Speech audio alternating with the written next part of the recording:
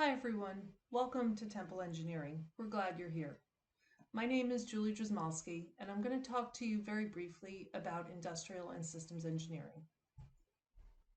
So you can see here some of the areas that ISEs work in because it is so broad. We say we like to design, improve, optimize, and implement processes and systems.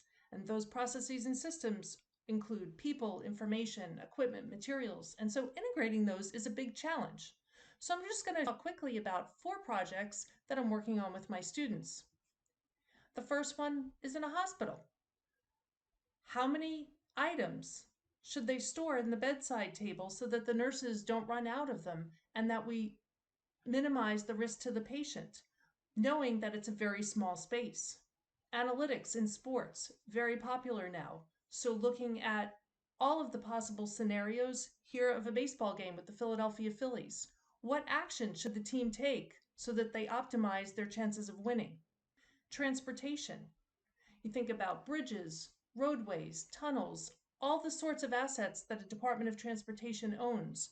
And they have so many projects that they need to do with a very limited budget. What should they do when so that they don't exceed their budget, but they maximize the life cycle of each of those assets? And then traditional manufacturing, trying to find the root cause of a non-uniform coating of coated fasteners. Find the root cause and then fix the problem in the manufacturing line. So those are just some examples of where ISEs work and the kind of things that they work on. Of course, there's lots more, but we're looking forward to seeing you in the fall.